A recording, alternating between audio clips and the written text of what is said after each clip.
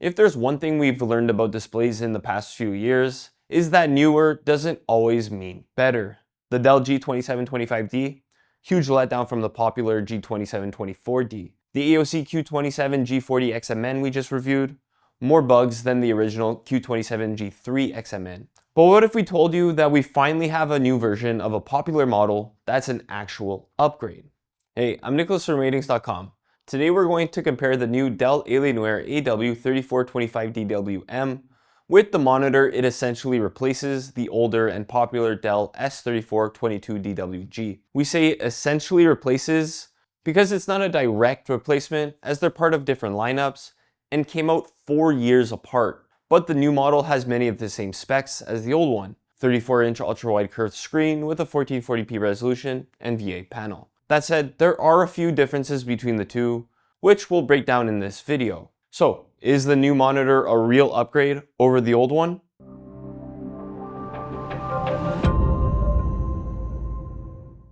Before getting into the nitty-gritty, the first thing you'll notice is how different they actually look. The new model comes with a slightly more aggressive curve, but you'll only notice this if you have them side by side.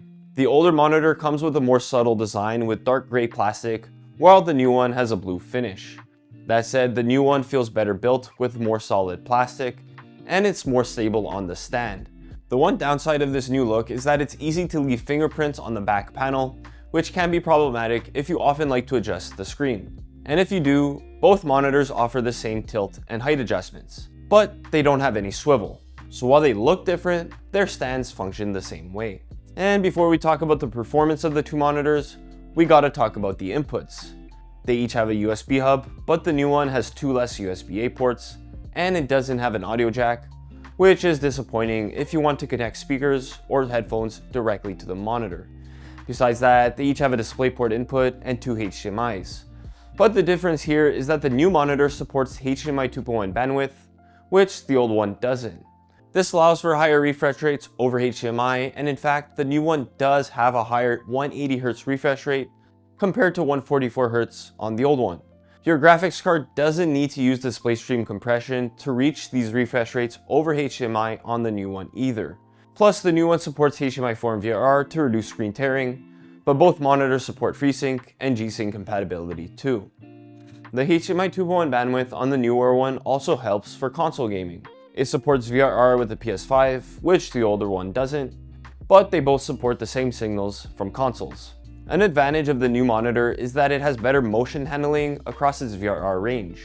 There's less blur with fast-moving objects, but both monitors have the same issues that VA panels are known for. This includes black smearing that's most noticeable in dark scenes. Even though the older model has a backlight strobing feature, which the new one doesn't have, it doesn't really improve motion. Another drawback of their panel types is that they each have VRR Flicker during big frame rate shifts. This is typical of VA panels and is particularly distracting in dark scenes, though it isn't as bad in bright scenes. Both monitors suffer from this issue to a similar degree, so neither one has the clear upper hand here. The VA panels on each monitor have some advantages though. For example, each monitor has a high native contrast ratio for fairly deep blacks in dark rooms. In fact, the new one has an even higher contrast. But unfortunately, it also has worse uniformity issues because there's backlight bleed in dark scenes. This actually gets worse if you use the new one in HDR, which locks the brightness to the max and automatically turns local dimming on.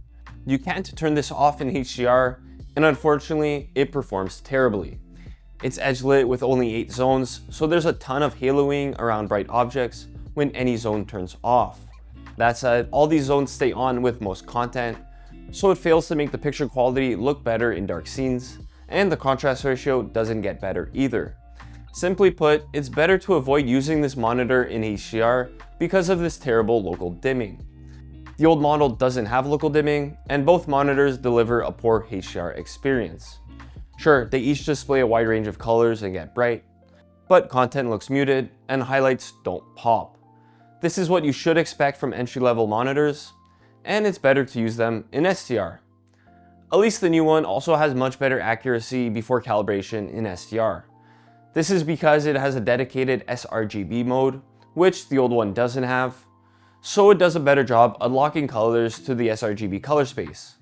Both monitors have white balance and gamma issues that need fixing with a full calibration though.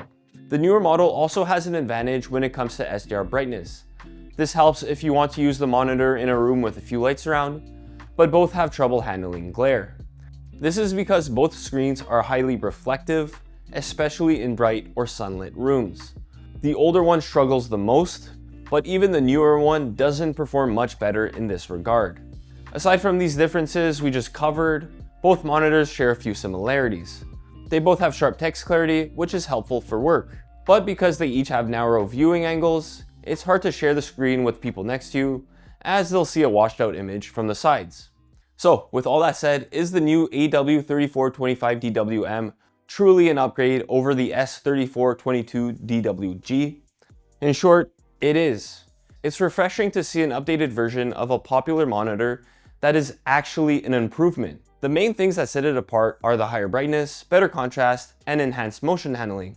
These help for gaming and provide a better picture quality, although it's not a significant upgrade. Of course, you'd have to spend more on something like an OLED if you want the best performance. Unfortunately, the new model doesn't exactly fix some of the issues that the old one has, like smearing, narrow viewing angles, and disappointing reflection handling. Sure, if you already have the old model, you probably don't need to get the new model, but if you're looking for a new budget ultrawide gaming monitor, the new model is definitely worth getting. That's all for the comparison between the Dell S3422DWG and the Dell AW3425DWM. If you want more details on the monitors, check out our written reviews. The links are in the description below. Until next time, I'm Nicholas from Ratings.com, where we help you find the best product for your needs. Ciao.